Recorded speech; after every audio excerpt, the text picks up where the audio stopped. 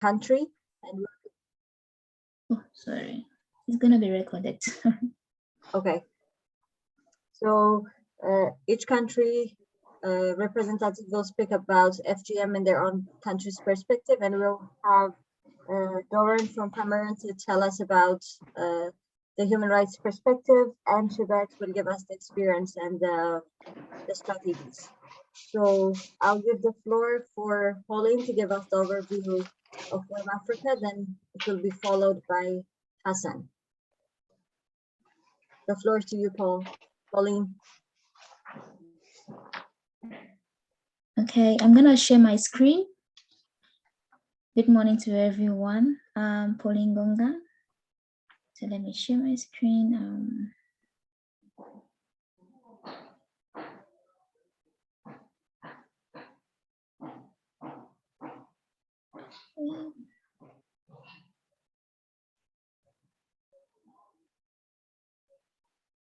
Okay.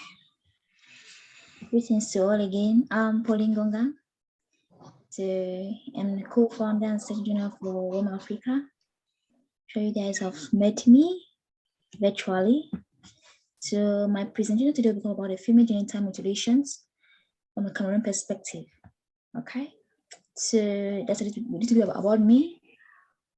I have a master's in peace and conflict, diploma in international business, diploma in nuclear security, working experience. I work with the organizations in Cameroon in areas of gender conflict and human rights. So, our agenda, we're going to talk about is the geographical location of Cameroon, what is FGM, FGM of course in Cameroon, position of women affected, the costs and preventive measures. So from this diagram, we could picture where Cameroon is located. And on your right, you can see my cursor. All right, you can see the map of Cameroon. All right. So what is FGM? It refers as the procedure whereby it's a partial or total removal of the external female genital or other injury to the female genitals for non-medical reasons. So there are 4 types of it. You can see my screen. Okay. There are 4 types. We have type 1, the clitoectomy. We have the type 2, the excision. Type 3, the infibulation. Type 4, where it's the removal of pricking, piercing, scraping of the female genital. So this is a little, let's go back here. So let's see if it can get through.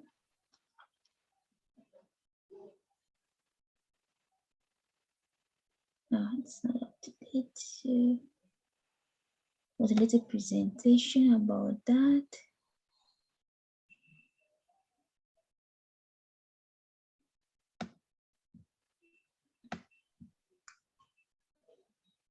Okay, just give me some few minutes. Let's see. No.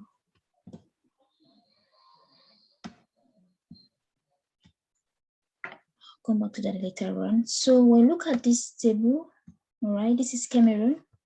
This is a map of Cameroon. All right. Up here, we see that the extreme north, we have 5.4%. In the southwest, we have 2.4%. Littoral region, we have 0.0%. In the south, 0.0. In the center, 0.0. In the east, we have 1.6%. In the west, we have 0.4%. In the northwest, we have 0.0%. And it's mostly practiced in the southwest region of Cameroon, where the ethnic group, the Ijagam community, when in another part of Cameroon, particularly from Fulbe, Hausas, and Arafuas. So let's take note. When we look at this diagram, you see that it's from data of 2004, right? From the source, okay. It's 2004. Okay. So let's take note that survey shows that 20% of women in the most affected community have experienced FGM. 85% of FGM in Cameroon is type 1 and type 2. While in the mid-1990s, It's close to 40%. When we look at the surveys and all the estimations, it shows that it's 1% of the national population who suffers from this practice. And this thing has been happening since 20 years ago. And if you check on the statistics and when you check on the statistics of Cameroon, it shows as 1%. But we are not really convinced about it, just 1% who are being affected by FGM. Then the causes of FGM. Let's go behind here. You can realize that this percentage, it actually reduced from the 1980s, it reduced drastically, but due to the rise of a pandemic, COVID-19 crisis, they're having an increase. With the civil conflict, and we have it in the southwest region, and we have it in the northern region as well. When we look also at the economic downturn, talk about the resource scarcity, talk about the cultural superstitions. These are one of the uses that are the causes of the female genital mutilation in Cameroon. So, during a recent research, you realized that 100 young women traveled to Yaoundé. Yaoundé is the capital city of Cameroon. From early January to early February 2021, due to the increase of COVID-19, individuals went to the hospitals and they noticed that they're having an increase of 8% of women who have suffered from female genital mutilations. And most of the reasons because of these factors that we just mentioned. What are the preventive measures we have done? We realize that the Cameroon government have put in a national plan of action to combat FGM since 2011, and only funded the department for the promotion and protection of the family and children rights in 2012. Meanwhile, in 2016, they have a penal code of the Republic of Cameroon whereby, to stop this practice in Cameroon. We'll have organizations like the Youth Project, where they've been fighting for FGM to educate, donate, promote legislative innovations, and it has ever secured the first ever governmental commitment to end female genital mutilations. We'll talk about No Peace Without Justice, which was founded in 1993, and they have done their possible best to stop this. And if you can notice that the UN adopted a resolution of 67/146 on December 2012 to increase global efforts to end FGM. And this has critically united as well as reduced the rate of FGM. And Women Africa, this is one of our first preventive measures we are doing in order for us to stop and eradicate this cause of FGM in Cameroon.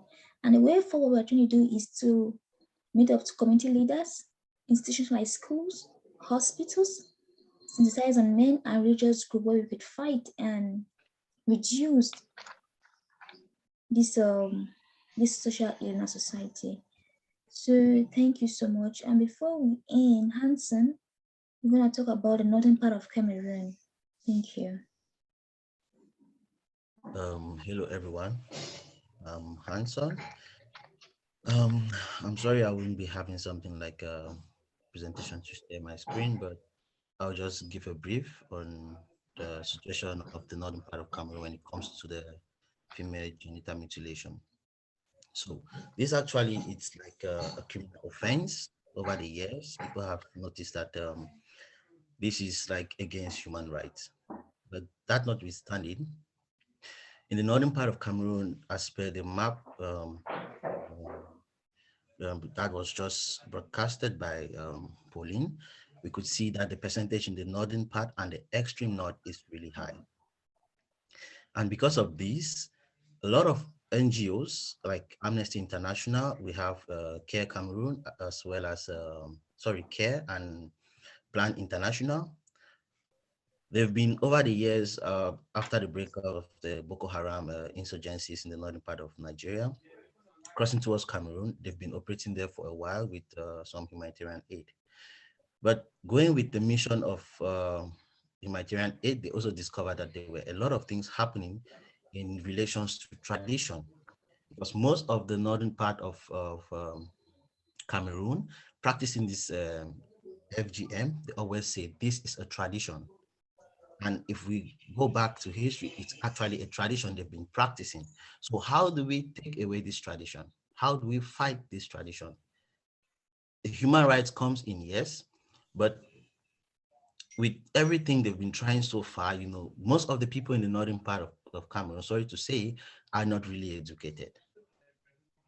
And this is really this is where we get to say, okay, they are really a little bit behind to understand that this thing has a lot of ills. It has a lot of negative effect, especially on the female gender. But now, like the Cameroon law on that was brought up, I would say it's not really effective when it comes to fighting these things, because if you look at the forefront, or the people who stand in front of this, you will see mostly NGOs, human rights NGOs. What is the government saying about this? They've had a law, yes, they put it to be a criminal offense, but what are they doing about this? We've had a lot of sessions where we talk about we try to sensitize, we talk about the ills, we go as far as trying to educate these people about the ills, but there are other things that needs to come up, other strategies that needs to be developed to fight these things. Because I mean, everything we talk about now, be it whatsoever, has been discussed before, but now what happens is the strategy to implement these things. Because talking about Plan International, we know it's a very big NGO, and they've been working on this in the northern part of Cameroon. I wrote on a project. My last thesis was on child protection in the northern part, in the Lake Chad Basin, the whole Lake Chad Basin. And this was really one of the major issues, educating the people. They don't want to get it. They feel like education is, I think they still have this Western mentality. I mean, this mentality against the Western education thing, that it comes to eradicate the tradition, and they don't like it, so they try to fight against it. So they're like, no, we don't want to get educated. We have a good life, and our tradition is what is right for us. And they've been fighting this so far. So these are all research is gathered from the NGOs that work from around the northern part of Cameroon. They have high percentages of this female genital mutilation, and it's been recorded as per the map. And also the Cameroon law, I would say it's really it's not really been effective when it comes to this particular aspect, and they don't really look into it to see how to strengthen it. And this is what we should really put our minds into and try to see how we can foster it. Because if we come and we don't do what the government is really lacking, then we are not doing anything. That's why we see NGOs really do a lot in Cameroon when it comes to human rights than the government itself. So now, about all these things, we come with good strategies, but there's always a problem where to start implementing these strategies. Because if we look at the case of the northern part, they have been educated to an extent, they've been sensitized to an extent, but they say it's a tradition. How do we stop this tradition? Because education has so far been done, but it's still a little bit difficult to get it eradicated. So I think this conference is actually going to be a good platform for us to start and develop very good strategies, as Pauline indicated, with the plan of WEM Africa. And yeah, I would say it's also a pleasure for me to be a part of this program and to talk about such news in my country. Thank you. Thank you, Pauline and Hassan, for giving us the Cameroon perspective. Now I'll give the floor to Faith to give us the current perspective from Kenya. Hi, Hello. this is Faith. I'm just trying. You've disabled sharing of screen. Kindly allow so that I'm able to share my screen.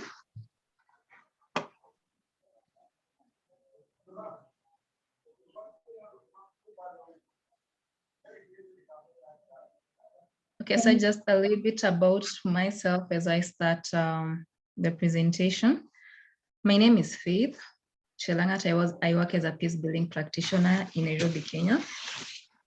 And yes, as a peace building practitioner, the Kenya perspective, I'll make it as short as possible so that I avoid the other things that have been mentioned, because we have a lot of similar correlations with the case of Cameroon. So as just an introduction, this is what we all know. The fact that FGM is a violation of human rights and being an harmful practice for us in Kenya, the major FGM that is practiced is in fibrillation, mentioned earlier by the presenter from Cameroon. At the moment, this was also shared on the first video as we joined the chat. We have over 125 million people who have undergone the CAT across the world. And with that, of a very large percentage of that are actually in Africa. And FGM is currently a global issue, and that's why it's been incorporated in SDG 5 on gender equality. In Kenya, we have over 4 million girls and women who have undergone FGM, whereby 21% of these are girls and women who are between the age of 15 and 49. 21% of that are girls between 15 and 49 who are subjected to the practice yearly. And FGM in the country is characterized by poverty, education, background. The person from Cameroon mentioned it being also a cultural practice, which also applies for our case. In Kenya, though, we also have a large percentage of girls who are under the age of 15 who undergo the CAT, with the Somalia community, which you'll see where it's located in the next map, having children even under the age of 10 undergoing the CAT. Though for Kenya, the practice has been less and less as we move on as the years have been progressing. You cannot compare the practice of this decade compared to the last decade. These are the common tools that are used by the traditional exercisers in the country. And this is an FGM dashboard for Kenya by UNFPA. The red part, that is northeastern Kenya. That is where it has a very large percentage of the practice going on, followed by the light blue part, which has over 20 to 30%. That is Rift Valley, part of that is Turkana, northeastern still, and then also parts of Rift Valley and parts of Athi River down here, and part of Western Kenya and Kisumu. Then we go to the performers in Kenya. For Kenya, we actually have an increasing number of doctors who are performing the practice in Kenya, with nurses and midwives, and actually doctors having an higher percentage as well, apart from the traditional excisors. This has been the case because as time goes by, a lot of people have been educated on issues, the spread of diseases that happen when the CAT is performed by traditional excisors, and some people have been moving to having professional doctors perform the CAT. Legal framework when it comes to Kenya, we passed the FGM Act in 2011, and it came into effect the same year, which criminalizes the act in the country. The act sets established sorry, there's someone whose volume is very up. There's someone else talking?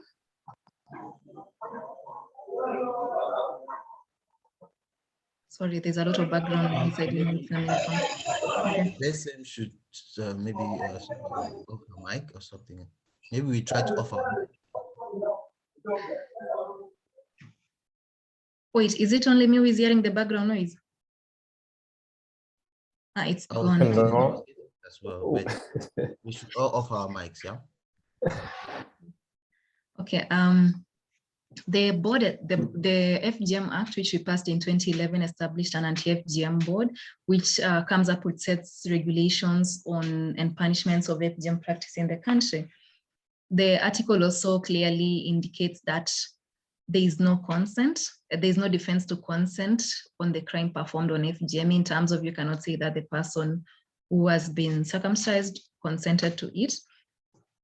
And it also states that the Children Act, which we passed in 2001, Article 14 states that no person should be subjected to FGM, no child, despite of any cultural customs. Law implementation in the country on FGM. There's still a challenge when it comes to implementation of the FGM law, despite it being over 10 years since it was passed, because a major reason is lack of resources and limited capacity of the law enforcers. A report jointly done by UNFP and UNICEF Kenya offices list over 70 cases that were brought in court specifically for the year 2016. And the sentences given to the people brought to court is usually minimum and often questioned on appeal, as some of the judicial officers actually come from communities who practice the act and still believe it's the right thing. That's the reason why most of the cases don't go far. Another thing that we face in Kenya is cross-border FGM. Kenya shares a border with 4 different countries: Uganda, Tanzania, South Sudan, Ethiopia, and Somalia, actually 5 different countries. And all the other countries around in Kenya also practice the art. So when it comes to Kenya and Uganda, the Pokot community and the Sabini community in Uganda, often there's a lot of cross-border when it comes to FGM season. In Kenya, the FGM season is usually over December, when the other circumcisions are also going on. And because during that time, they know that law enforcers will be moving from one household to another household, trying to find those who are practicing the act, they'll rather move their women to the neighboring countries so that the act is performed there without necessarily being arrested. That's also the same case for the Kuria community down order to Tanzania, where they'll cross their women down to be circumcised. And the movement is actually cross-border, whereby we also have people from Uganda who cross over to Kenya to come and undergo the cut.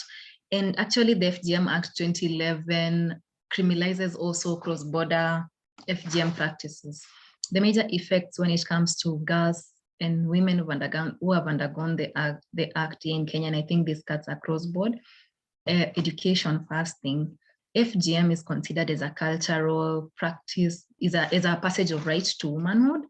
So even for children who are under the age of 10, once they're circumcised, they're easily ready to be married off, which means that the education will be affected. Despite the fact that we have free primary education and secondary education for our case in Kenya, most of the girls who undergo the cut before the age of 15 or so are often married off. And then there's complexities around disease transmission. We do have research that has really delinked the link between transmissions of diseases and FGM, but you can still link some of the diseases through contamination of tools that are used, because they are still the traditional tools that have been used. And then post-procedural infections, including possible tear when it comes to complexities, when it comes to pregnancies, partners, because most of these young girls are married off to very old partners, and these are people who are either divorced or they are widowed. We don't know the diseases that these people are coming with and infecting these very young girls who have been married off. And then there are issues of self-esteem, anxiety, trauma, and psychological consequences to the victims. When it comes to self-esteem and psychological consequences, as the practice is being deemed more and more being phased out, most of the girls who are forced to undergo the practice usually feel like they're not part of the community and they cannot easily speak out on what happened to them. So they undergo a lot of trauma and psychological needs, and also they don't find it easy to express themselves. We still have communities that force women, not necessarily force girls, it's not like they have a choice, but they have to undergo the cut. And then there's the health complications that comes with FGM, including different infections when it comes to sharing of the tools. Then there's hemorrhage, which is experienced across board. Then there's pain during sexual intercourse that happens after a woman has undergone the cut. And then there's childbirth complications that comes after this. Recommendations or conclusions when it comes to what we need to do as a country. And if these cuts are across board, then sure, we as a country, we have some very strong laws, anti-FGM laws across the continent actually, but enforcement is still a challenge. So a place where we really need a lot to do has to be when it comes to enforcement.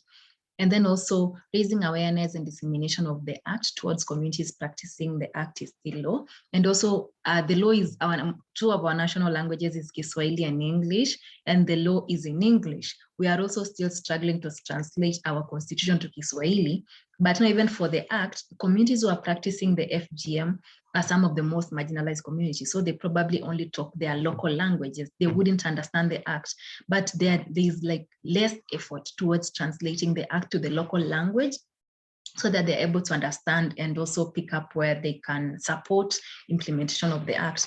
And then also we need to train the judicial officers and police officers on not to handle FGM cases. Like I said, some of the judicial officers who come from communities that practice the act still support and will really ensure that a case that comes to them will not go far, or it will really receive less sentence.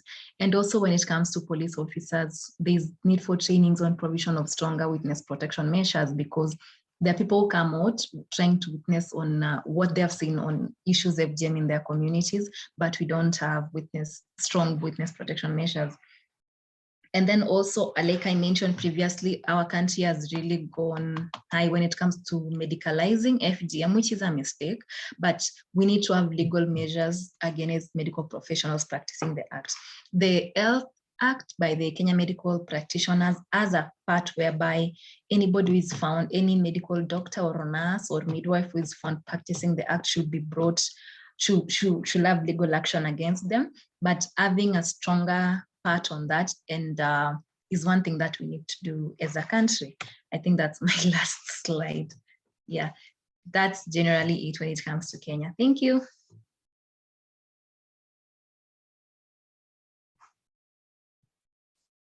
Thank you, Faith, for sharing the Kenyan's perspective. Now I'll give the floor to Dr. Kaka to give us the perspective from Niger. Yeah. Good morning. Let me share my screen first. Okay.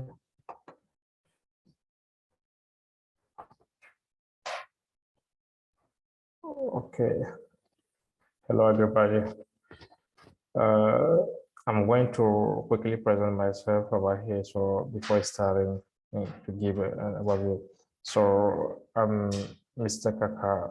I'm Zachary from Niger Republic. So hold doctoral degree in conflict resolution and peace, and an honorary doctoral degree in international relations and diplomacy, and professional doctorate in crisis management and humanitarian actions. So right now I'm working within Action Against Violence in Movement for Peace. This one, so that we are calling Action contre la violence et mouvement pour la paix for Niger. So what we have over here, the case that we have over here, the practice is losing maintaining in Niger by persisting among some ethnics. So the practice is now on the decline. But in 1990s, it was something like 5%, but today it's 2% in Niger Republic. But it depends on ethnicity. So let's give some example. Like when we talk about Tilaberi state, there is a state that over here, a state or region that we are calling Tilaberi over here in Niger Republic. So the Fulani people and Gumache, they are practicing more than everybody over here in Niger Republic. So in that part of the region. So as the Fulani people are something like 65%, and the Gumache is like 12%. So, but when it comes to DeFi state, DeFi is a state in the region. So there are some ethnic that they are practicing this excision. So so that we are calling Tubu. I don't know if you know it over here, but we are calling Tubu and Arab people. They are practicing more than everybody over there in DeFi state. So then in Niger Republic, I don't know, but we have 4 types of female genital mutilation over here in Niger Republic. So, but 3 of it is still practicing in Niger. The first mean to remove the clitoris or part of the clitoris. So the second mean to remove both clitoris and all the labia, like the leaves, vaginal leaves, so big and the small one. So the third, not practicing in Niger. is the removal of the clitoris, and the fourth type called Dangoria in the local language in Nigeria Republic. So Dangoria is the local language. It's like it is the hemi which come out a bite. So bit. It is a disease, or we can call it like malformation. So which are always removed by Wanzam. When we call Wanzam over here is like a specialist in female circumcision.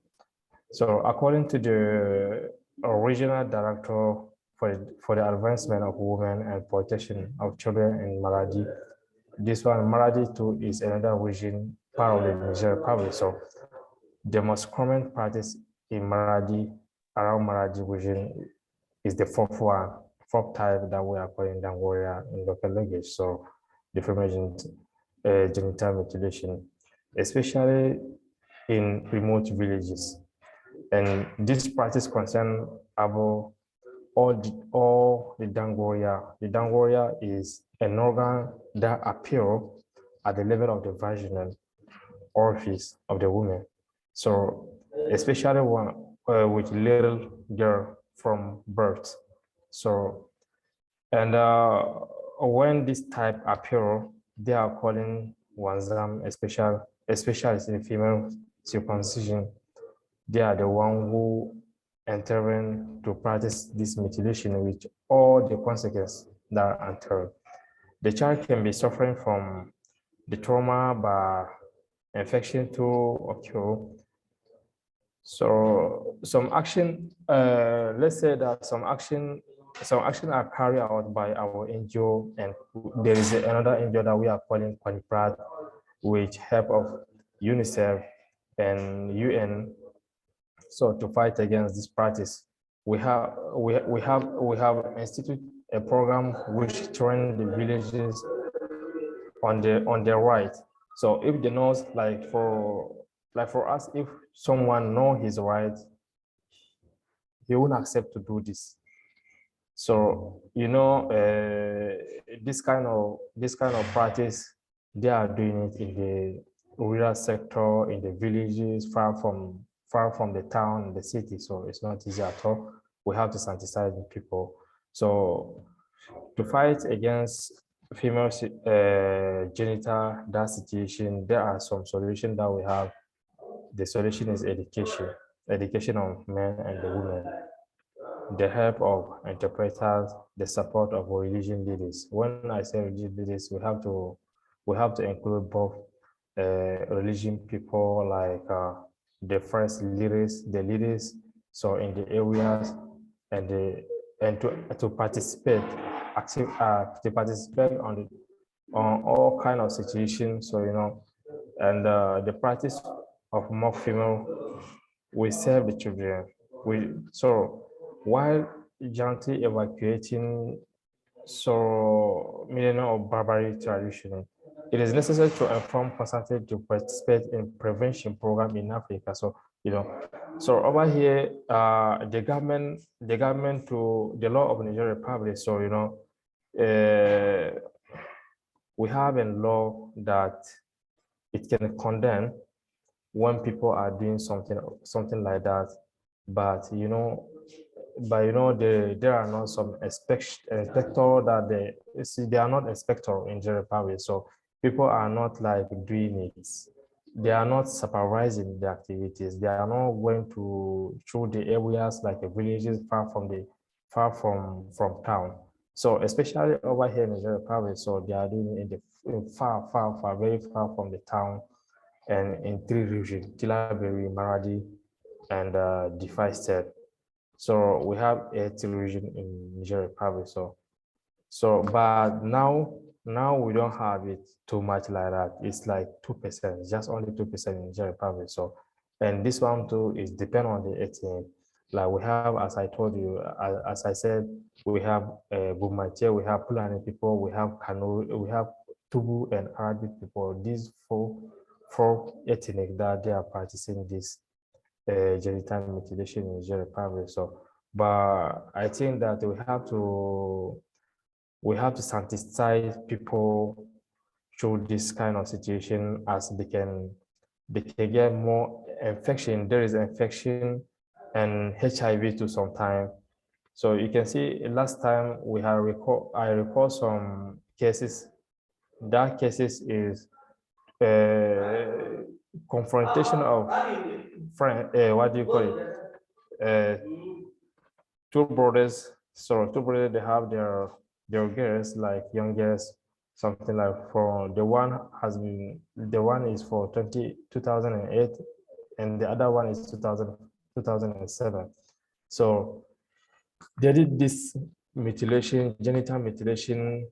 So it wasn't easy at all. We are the one who took care of them. I brought them to the hospital. We had ensured all the situation, and we engaged policemen and to introduce these people to introduce them to introduce.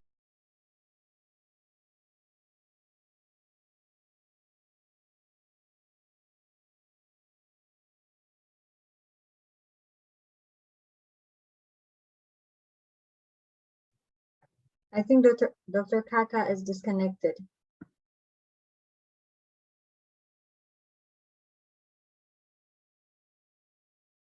Okay. So until he's back, I think we can give the floor to Chibet to give us the experience in Kenya and the strategies used to end FGM.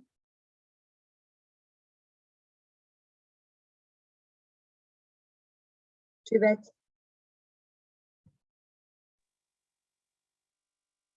Yes. Or is it good afternoon? In Kenya, it's already afternoon. Hello. Let me just. Okay, sorry, Chibet. I think Dr. Kaka is back. Yeah. Okay, no problem. Okay, so let him finalize, then you'll go ahead. Okay. Oh, I'm so sorry.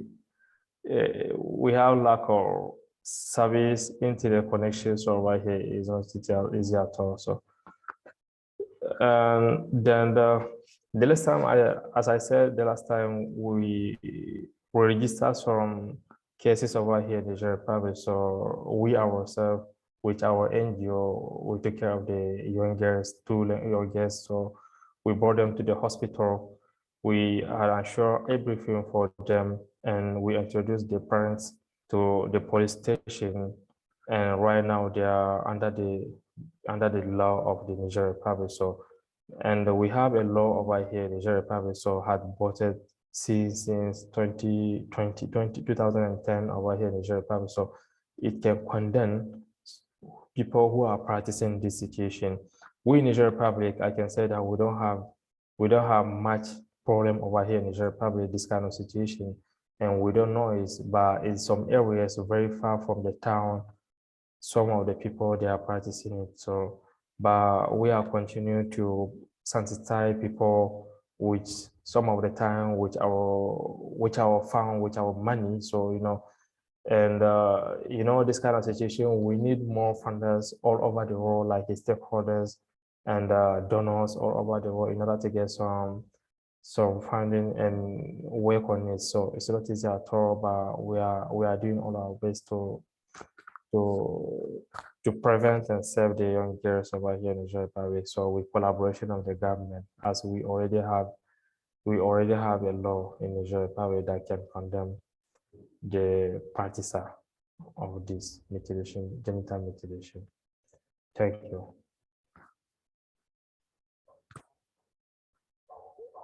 Thank you, Dr. Kaka.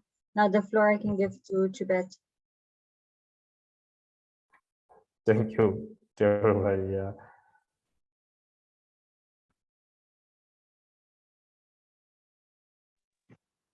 Okay. Hi, everyone. Thank you, Marlet. My name is Chebet Birir from Kenya, and I work for the Standard Media Group based in Nairobi. So I'm going to share, to give insights on experiences I did a story on female genital mutilation and how far we are as a country in combating FGM. And that was in line with the 6th February, which is the day for zero tolerance towards female genital mutilation. So when I went to, we did it in Kajiado County, which consists of a large community. Most of the community members there are Maasais who practice this FGM, who have been practicing it for a long time as part of their culture. So we got to listen to their experiences, and I got really horrifying stories from them. One of them was a lady who underwent FGM at a very young age. She was 8 years. She's 20 years old now, and she bled almost to death. The family, the mother was narrating the story, and it's been since 2008. It's been like 15 years, several years, but the experience is still fresh in their minds. So you can imagine how bad and adverse FGM can be on not just the girl, but the community at large. So the good thing about this girl is that when she almost bled to death, she bled almost to death. The grandmother was a cutter, like she was the cutter for the whole community. So they prayed and said that if she survives, they will stop doing the FGM and advocate against it. And true to it, she didn't die.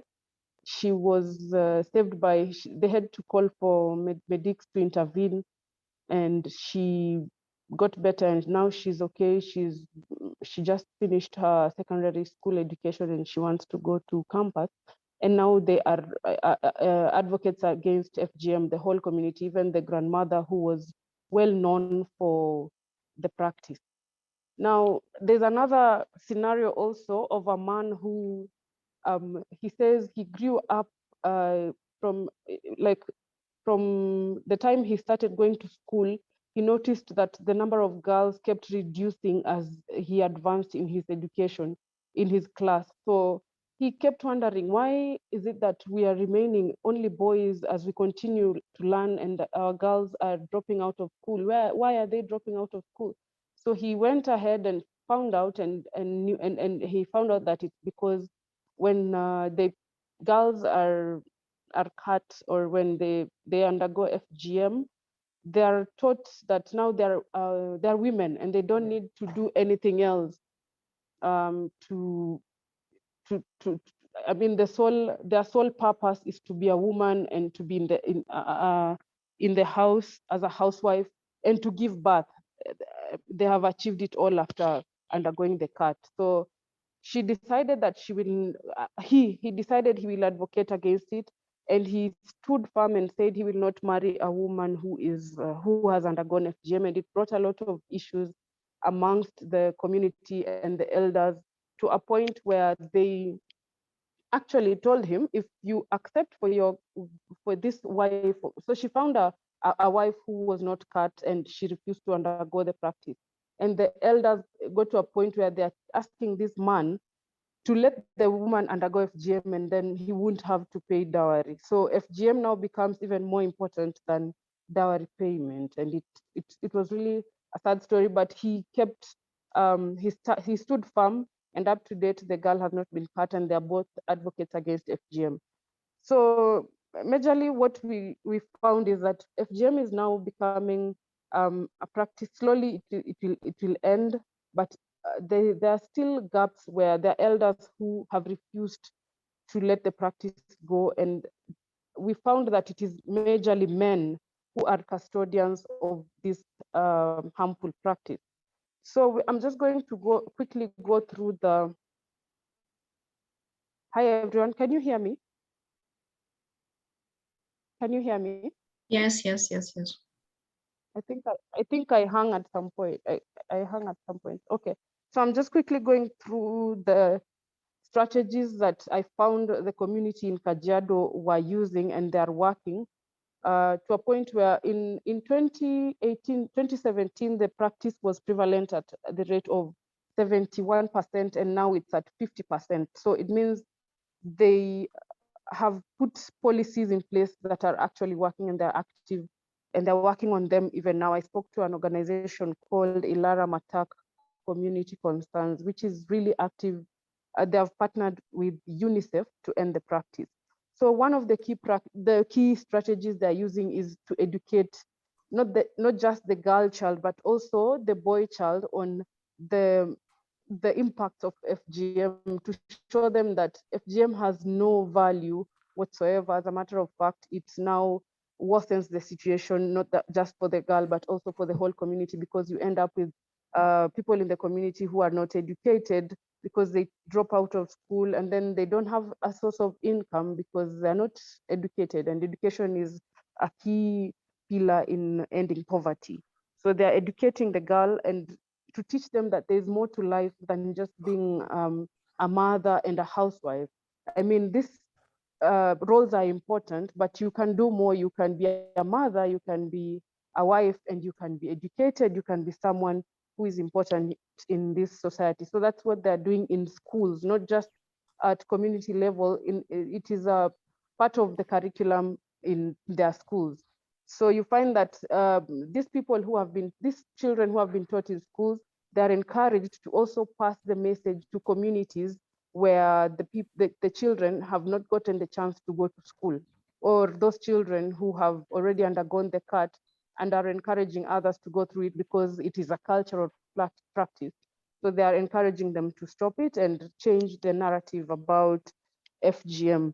Another thing that there's another strategy that I found them using was teaching girls about sexual reproductive health, in the sense that they're taught about importance of sexual freedom, and women have a right to sexual freedom and to experience sexual desires and satisfaction in marriage. I mean, when the time is right. So this is a controversial topic, especially in our country, but I realize that it is very important for girls and even boys to understand that a woman was created that way, and nothing should be changed to alter how they feel during sex. And you find that most of the custodians for this FGM are men, and we found that it is men who push women to undergo the cut. Even the women, most of the women told us they don't want it because they've learned that it is a harmful practice, but they have to do it because the men have the elders have made it seem like if you don't undergo FGM, you'll not be married and you'll not be anyone in this in their society or in the community. You'll be, in fact, there's a lot of stigma for those people who have not undergone the cut. So it's a really big issue. And this another strategy is now to approach the men, because men are the ones who are custodians of culture, mostly in Maasai community or Kalenjin or in most African communities. It is the men who hold the cultural practices, and the elders discipline people who don't uphold culture. So it is an important thing to teach these men that FGM is harmful, and we need to educate our women and empower them so that we can have a successful or a thriving society where both male and female are educated, and now you'll have two members of the family bringing income to the house or to the family. Another strategy that they're using is that now those ex-cutters, the women who used to generate income, because it is a income generating activity. I got to learn that this when for example, if you're practicing, if like you're the cutter, you get to earn more than 1,000 shillings per cut. Like for every girl, it's more than 1,000 shillings. So in order to make sure that these women do not go back to the practice, they give them, the Kajiado, the county government is giving them alternative sources of income, like beading or businesses, just helping them to create alternative businesses so that they cannot say, oh, I want to go back and cut these girls because it is generating income for me. So they are looking for alternative sources of income for them, and it is actually working. And apart from alternative income sources, they're also teaching them to teach others that FGM is not a good practice, and it cannot come better if not from someone who has practiced it before and is now saying, let's stop this practice. I think those are some of the strategies, and it is working because if you look at statistics in 2008, it was at around 30 to 32% in Kenya countrywide, and now it's at 21%. In the Maasai community, I had mentioned it was at 70% in 2018, and right now it's at 50%, and the efforts are still ongoing. So those are some of the strategies, and I see that they're working, and we will be following up to see how far it will be by next year, maybe. I think that's all I have for you guys. Thank you so much for the opportunity. Thank you, Chibet, for sharing the experience of the Kenyan. And I believe that especially drawing the strategies that you've mentioned, there are lots we can adapt because it's an African community, then it can be worked in our different experiences as well. So thank you very much. Now I'll give the floor for Doran to give us the perspective from human rights in Cameroon.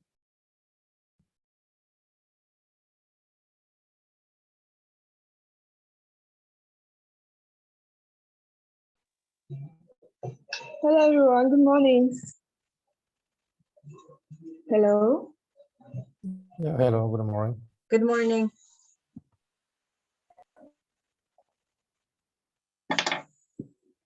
Hello everyone. Hello, good morning. Good morning. I'm Barrister Doreen from Cameroon. I'll be talking on the human rights perspective of FGM. FGM is a violation of human rights of women and girls as recognized in numerous international and regional human rights instruments. This interferes with the fundamental human rights of women and girls' rights. It violates the provision of the Universal Declaration of Human Rights, that is, which stipulates that everyone is entitled to all rights and freedoms set forth in this declaration without distinction of a kind, such as race, sex, or color.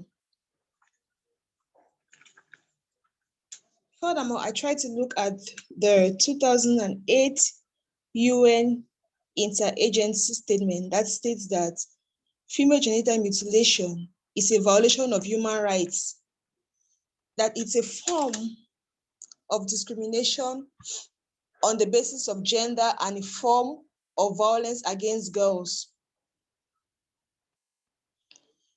It violates the human rights outlined under the Universal Declaration of Human Rights, as well as a convention on the elimination of all forms of discrimination against women, that's CEDAW, and the Convention on the Rights of the Child.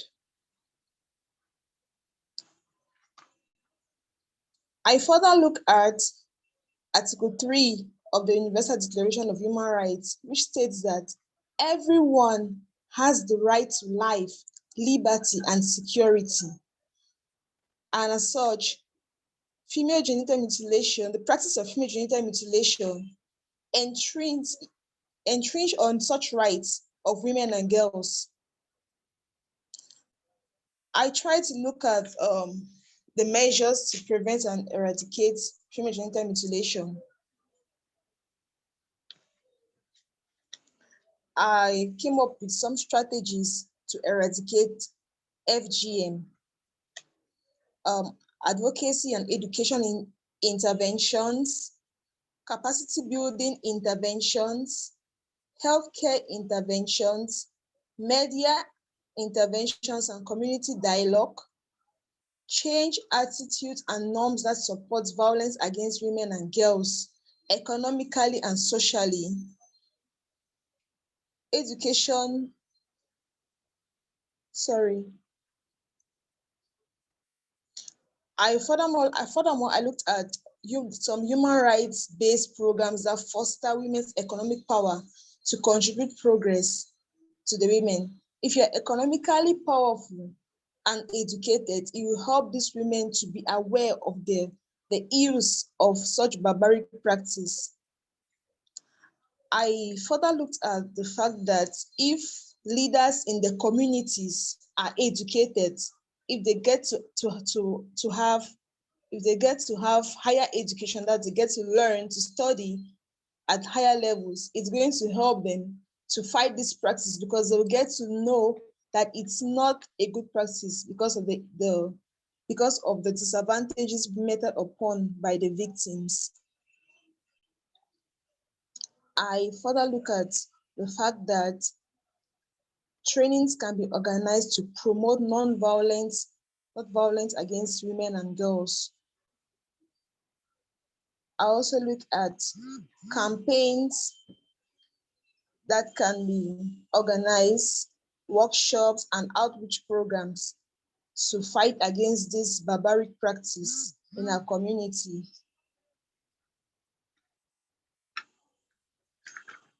Furthermore, I try to ask myself the question that who can fight for, who can advocate for the victims of this barbaric practice?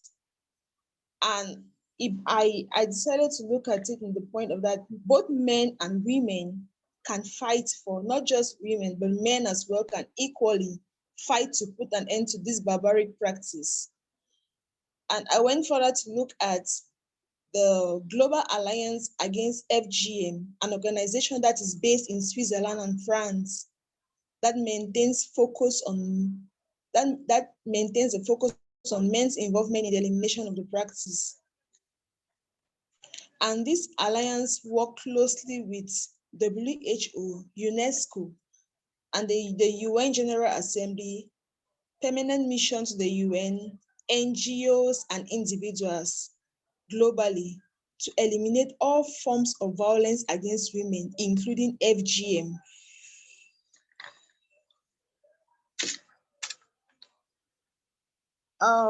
The reason why I didn't really look at the Cameroon, I didn't really focus on the Cameroon perspective is because Cameroon in particular does not have a particular trend when it comes to human rights violation of this, because Cameroon being a signatory to all these international organizations, we barely work together with these laws set in place to fight FGM. So that's why I'm just talking about it as generally, not just specifically. I furthermore look at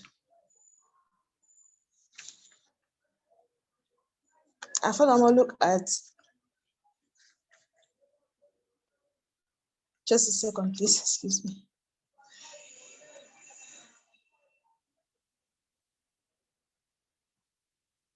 I brought in the criminal aspect of FGM, that is the Cameroon Penal Code that was amended in 2016 in its section 277, punishes all forms of mutilation, including female genital mutilation, and that anyone who is found involved in this barbaric practice will be punished with imprisonment for life, where the offender habitually carries out such practice or does so for commercial purposes, or when it leads to the death of the victim. That person will be punished with imprisonment terms for life. So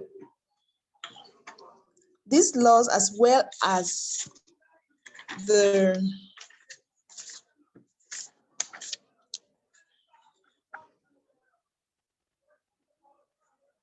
Okay, sorry. Okay, furthermore, I try to look at the rights and duties of the legislation.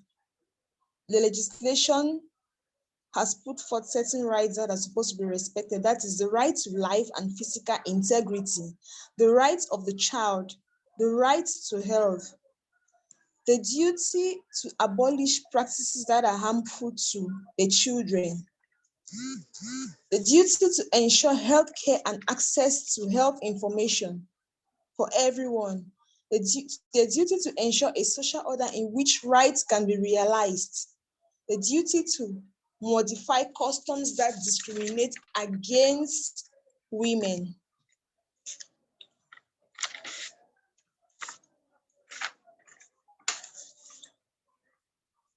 I'll conclude by saying that discrimination against women violates the principle of equality of rights and respect for dignity, of which AGM is a manifestation of gender inequality.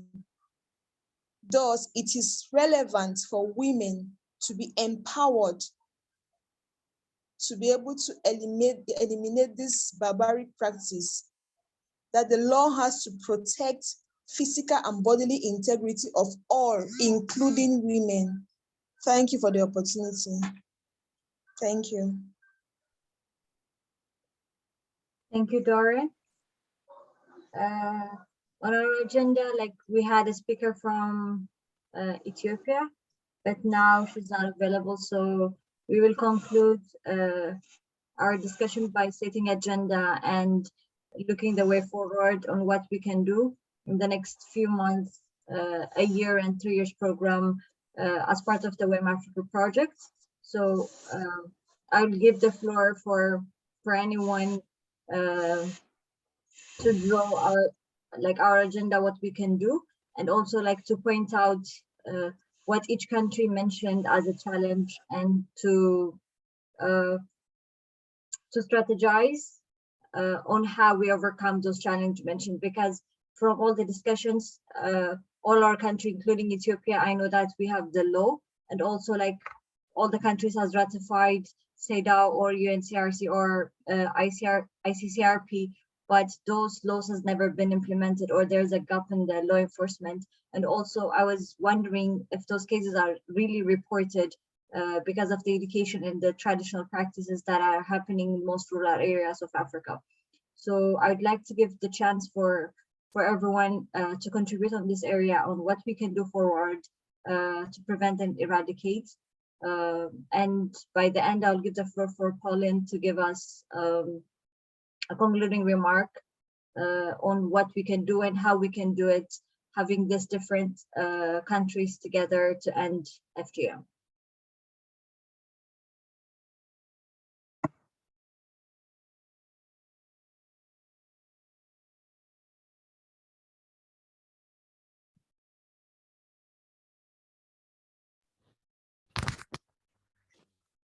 Hello, I didn't hear anything from my side. Okay.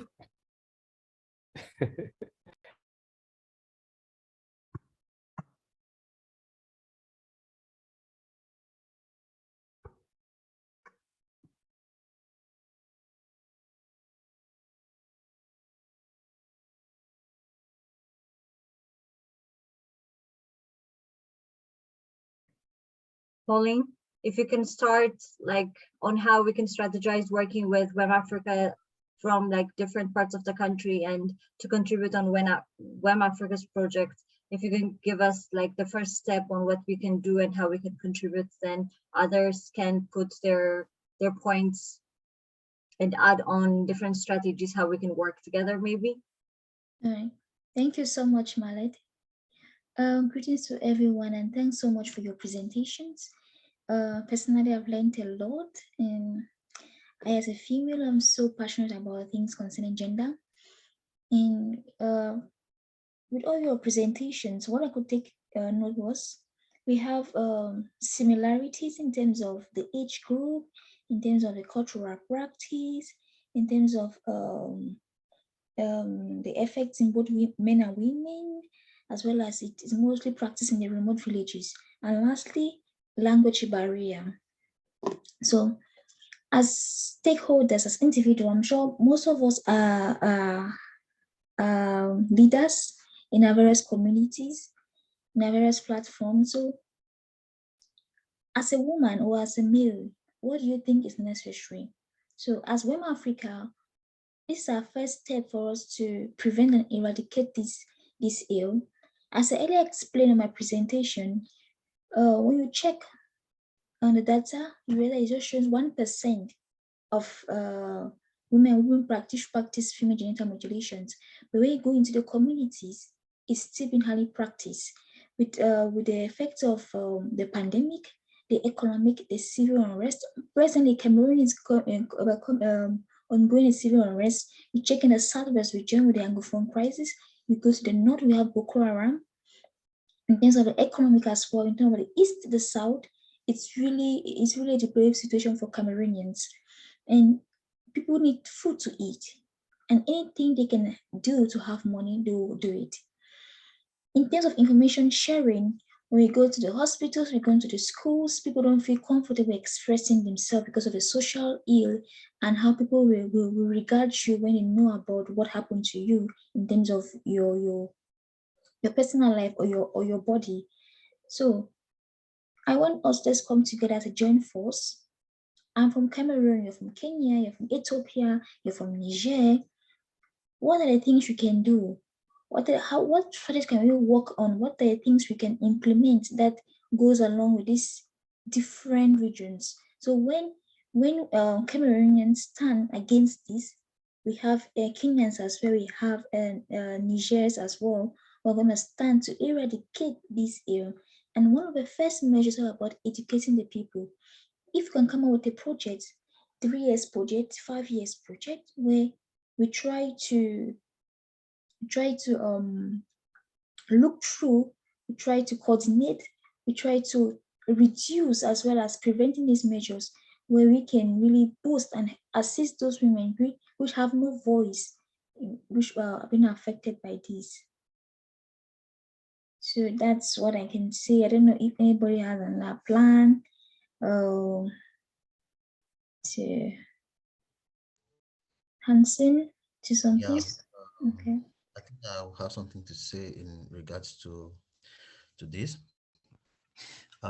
Also, we should see how to, since we already have as one of the main issues or challenge, language, I think we should make use of having some of these natives and using them as translators.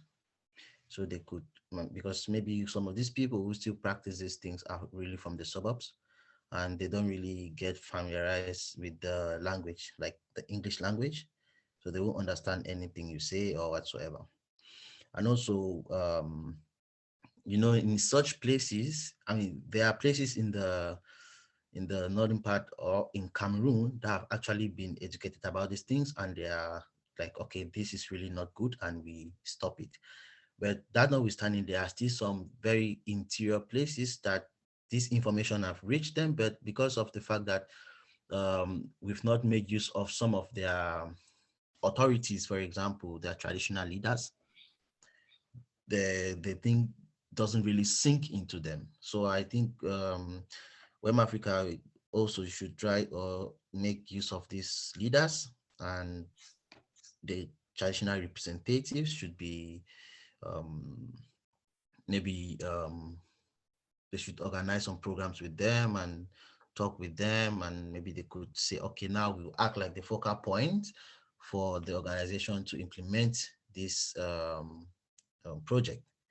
And I think with this, it will really go a long way to get into the suburbs and eventually reduce the percentage of this issue. Yeah.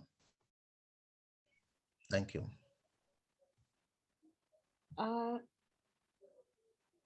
I just want to add to what Hassan said.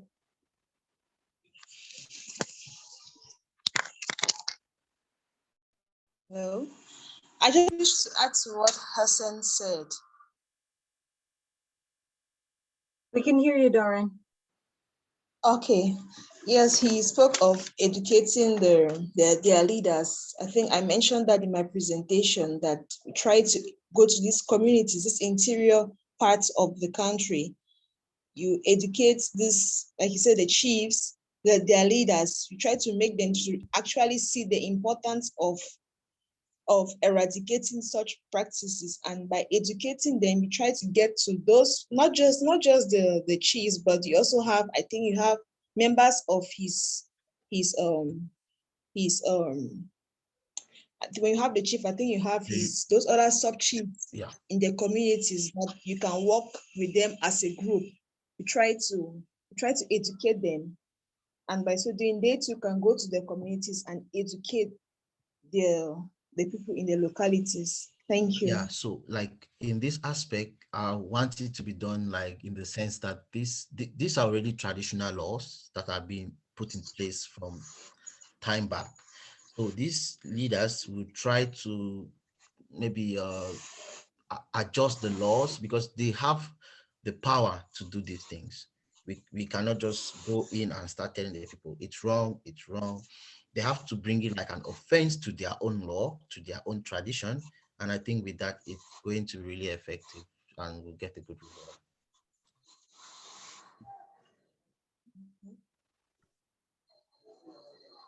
Thank you, Hassan and Doran. Anyone else who have an idea to contribute on how we can eradicate and prevent FGM? And how we can also work together from different countries as well.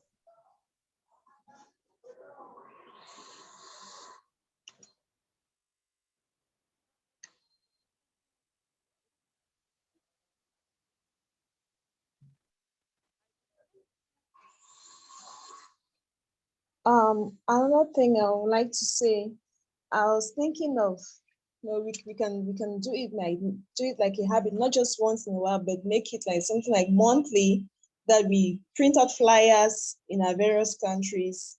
We go out for outreach programs. Like we make it like a duty to do that like once in a month. We we sensitize the population. I think one person might hear this and the person can easily take that to their community. Thank you. Thank you, Doran.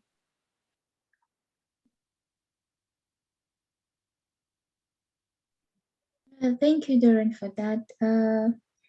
I don't know, with this agenda, I don't know if we could meet, is it monthly, come up with a project whereby we apply to international organizations, like the human rights organizations, the UNICEF, the UN Women, which could assist us in this idea. Because if just Cameroon just go on its own, yes, it will be in fact impactful. But what about 3 countries coming together, trying to implement this? Let's take it as a duty for us to do. Is it like a 2 years plan, is it 3 years plan, a 5 years plan? And so that when we are coming up with our result, we really feel the effects and how it has changed the lives of not only the women as well as the men too. Because when you look at the effects of it, it doesn't affect just the women, it affects the men as well. So I don't know, should we have a monthly meeting? Should we have, those who are interested in it, have a monthly meeting, or rather after 2 months, we divide the tax, we come together and then we apply for funding and strategy on how to prevent this.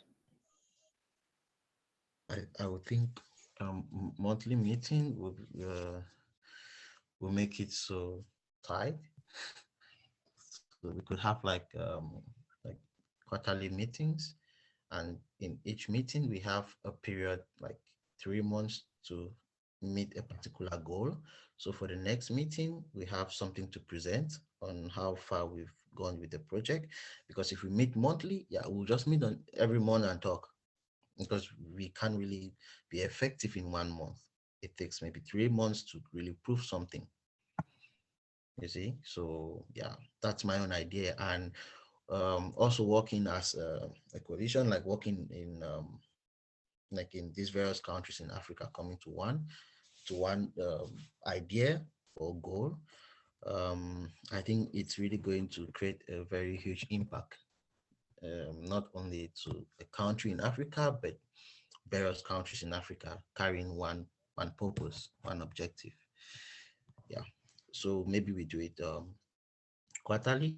I think 3 months is a long time to at least create time to do something, because also other projects keep coming in, and yeah, it's good to meet when we have a good result and not meet just to talk.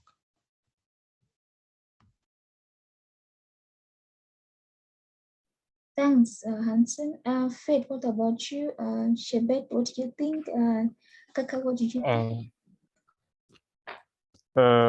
What I think about that, you know, to prevent this situation, we have to, what do you call it? We have to train the young girls, and we have to, what do you call it? We have to focus on education first, education of both young girls and men. Then we have to sensitize the parents of young girls, especially to prevent the ladies and the young girl. Then later on, the other one is that, you know, we can work together, all of us. We can put our hand together and work together, write a project so that we can submit to the UN or some workers. I know many donors that they can give some money regarding this kind of situation. So, you know, but it's kind of the ground. It's something like small ground that you can prevent, or you can take care of young girls when there is this situation, when they are victim of the situation, the what do you call it, MGF.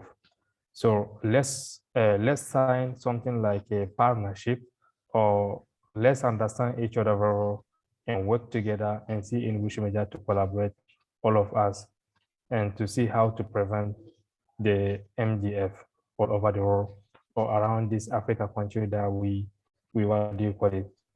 We are together right now in order to work together. That's all what I have to say. Thank you. Okay. Just to add to what has been said, I think some of the key aspects when it comes to prevention and going forward on issues FGM for the countries represented would be ensuring that each of the country has working policies stroke laws governing the prevention of FGM.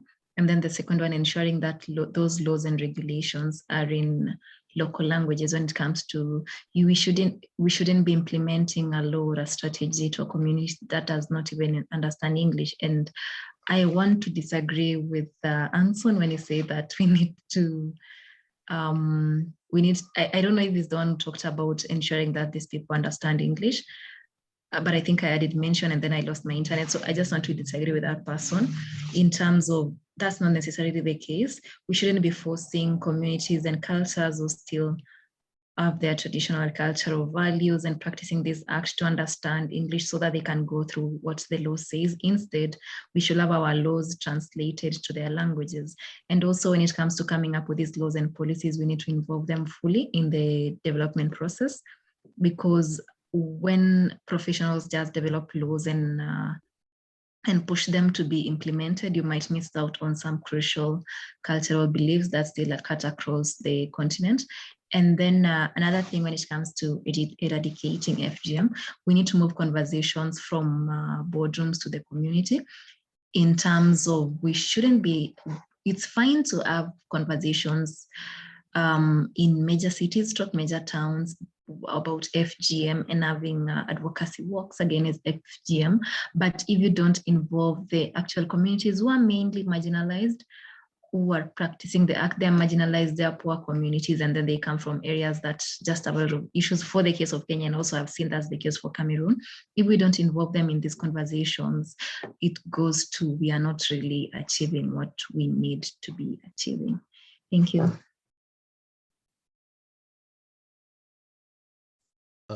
I would like to say something, Faith.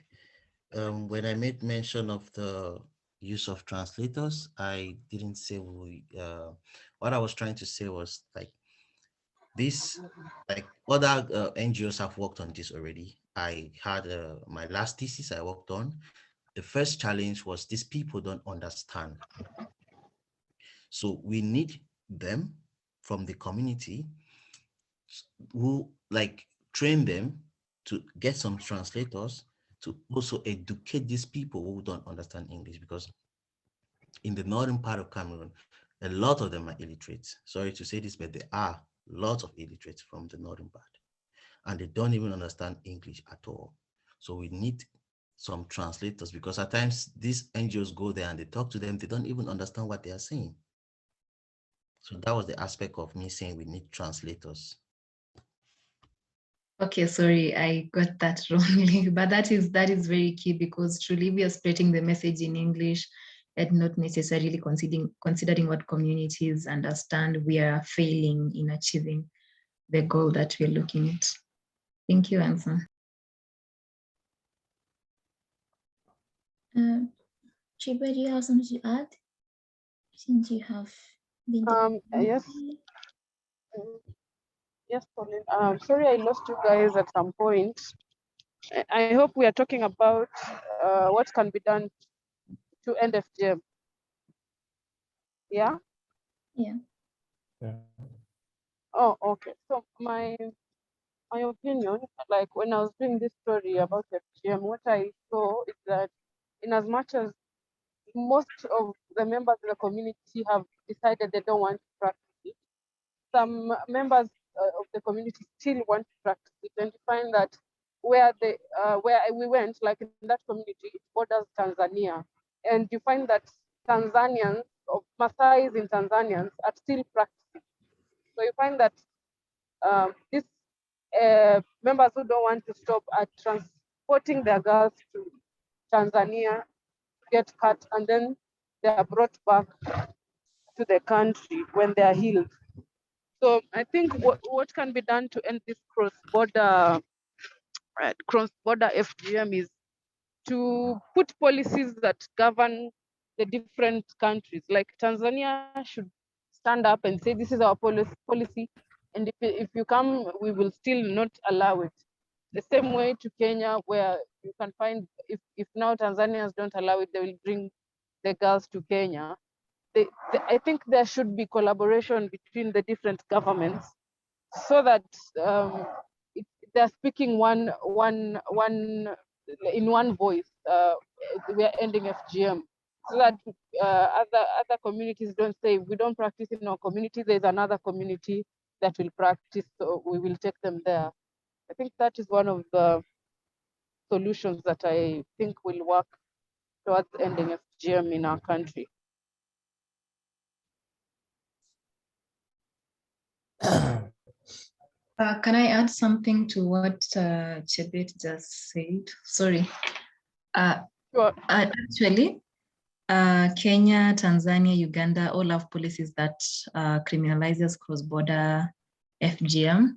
And actually, East Africa Community has a policy, a 2206 Act that prohibits cross-border, but implementation is where the problem is. All the other, Kenya, Tanzania, Uganda all have cross-border policies that govern and prohibit the cross-border issue, but implementation is where we are having a very big challenge. I agree. So majorly it's about implementing these policies that are in place. I agree with you, Faith.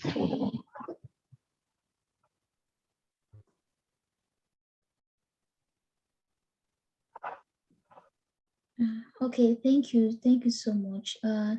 So do we all agree to have like another meeting after 3 months so we could talk about this, or which way do you guys prefer? Because if we can have like a 3-year plan or a 5-year plan that we all implementing in our various countries, that could help us a lot, because Cameroon is located at the central region of Africa as well as Niger, right? Yeah. Then we have Chebet and Faith from East Africa. So that's really something we can work on. And if we can have people also from the East and the North, maybe that will be something that will benefit us as well. But we do with what we have for now, and we see how develops in the future? The Niger is a West Africa. West Africa. Okay. Yeah. So, Mhm. so we have And Central, we have West, and we have let's say that let's give us 1 month for the second meeting. So within within a month, so we have to think and analyze how to work together, how to put some plan in order to work and prevent, and if we can like write a project together, all of us, in order to submit somewhere else to get some funding and work like a consortium or in international.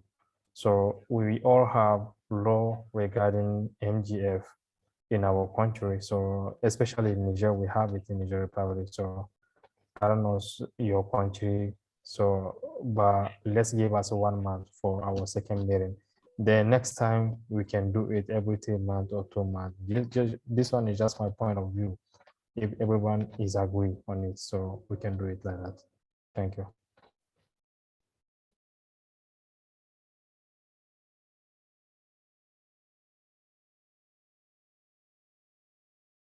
I do agree.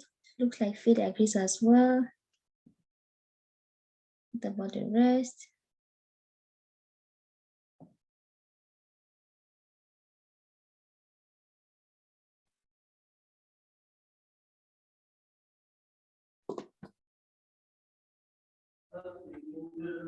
Is everyone around?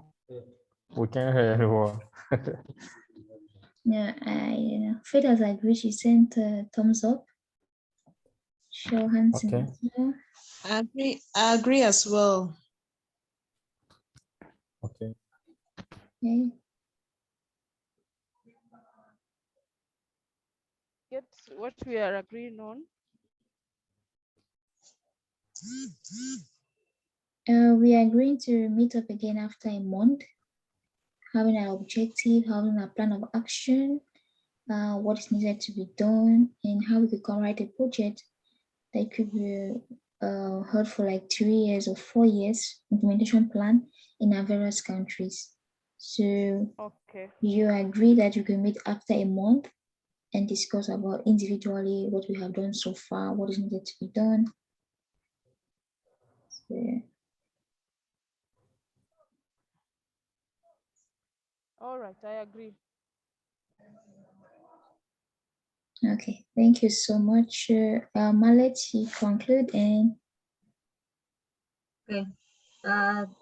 Thank you everyone for the time that you've given us and also for sharing your experience. We look forward for having you next month. I believe Pauline will have a way to communicate each one of us on how we can run the next meeting and when to meet and how to meet. please, sorry, I want to take a picture. I don't know if you can put on your videos so I can take a picture and update on our social media link, if you don't mind. Okay. Dr. Kaka, please. Okay. That's good. Look like.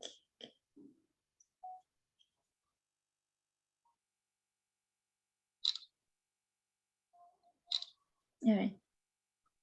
Thank you so much. Thank you so much, Thank everyone. you too. So see you Thank soon. you. Okay. Thank you. See you. All right. Nice day to everyone. Yeah. Bye. Happy weekend. You too. Bye. Thank you. That one for you. Bye.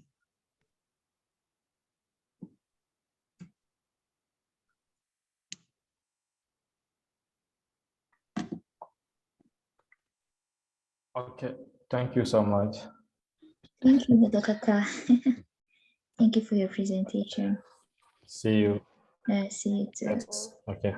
See you. Chiba, thank you so much for attending. I loved your presentation. Thank you so much for the opportunity, Pauline. Yeah. Have a lovely afternoon. I believe it's afternoon. We should say. Okay. All right, bye.